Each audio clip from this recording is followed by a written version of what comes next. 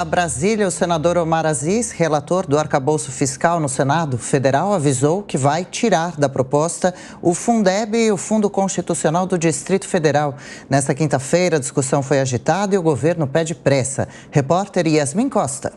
Mais de 55 emendas à nova âncora fiscal já foram apresentadas no Senado. O relator da proposta, o senador Omar Aziz, confirmou que vai analisar todas, mas já bateu o martelo em alguns pontos.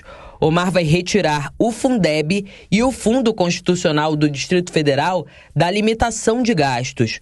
O parlamentar defende que é preciso manter o texto como ele veio do Executivo, e esses dois pontos não estavam previstos. Não, eu vou manter o que o governo mandou originalmente. Quando o governo mandou originalmente, não estava o Fundo Constitucional no arcabouço. Sobre a questão do Fundo Constitucional, a análise que a Câmara faz é de perda em 10 anos de 1.700 bi. Seria em ter de 100, 150 milhões ano. E no Senado nós temos um número um pouco maior do que isso. Isso eu conversei com o presidente Lira. O presidente Lira disse, olha, Omar, se tiver esses números que você está me dizendo, não tem problema nenhum. Em relação ao Fundeb, ele também quer ver os números. Há uma divergência muito grande em relação. É lógico que você retirar tudo do arcabouço, você está acabando com o marco fiscal. A aprovação do arcabouço fiscal é uma prioridade do governo e, para evitar o desgaste que ocorreu na Câmara dos Deputados, o Palácio do Planalto já escalou ministros para conversarem com os parlamentares. A ideia é que esse texto chegue aqui ao plenário do Senado e consiga uma ampla maioria para aprovação. Nesta quinta-feira, os ministros Fernando Haddad, da Fazenda, e Simone Tebet, do Planejamento, participaram da reunião de líderes do Senado.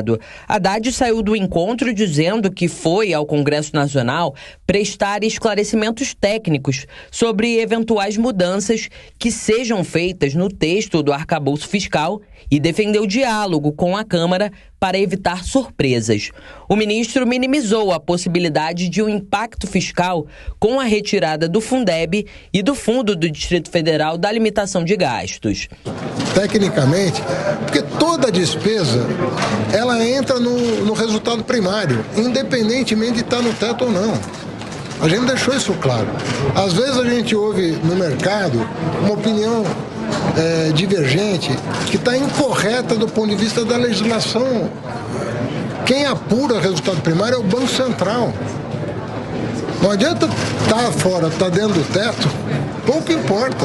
O resultado primário é apurado pelo Banco Central na forma da contabilidade internacional. Simone Tebet defendeu que o parâmetro de correção do IPCA do novo marco fiscal permaneça inalterado, porque pode haver compressão de até 40 bilhões de reais. A única coisa que o Ministério do Planejamento e Orçamento esclareceu para a classe política é que, temporariamente, a ficar o IPCA da forma como veio da Câmara, nós precisaríamos já mandar na LOA, né, no orçamento que virá até 31 de agosto, uma compressão de espaço fiscal com despesas de 32 a 40 bi, a depender dos cálculos que forem feitos. O presidente do Senado, Rodrigo Pacheco, defende que a agilidade na aprovação do arcabouço pode trazer reflexos positivos para a economia. Já tem surtido muito bons efeitos na economia, esse ambiente de harmonia, de interação e de objetivos comuns em termos de estabelecimento do regime fiscal, da iminência de uma reforma tributária,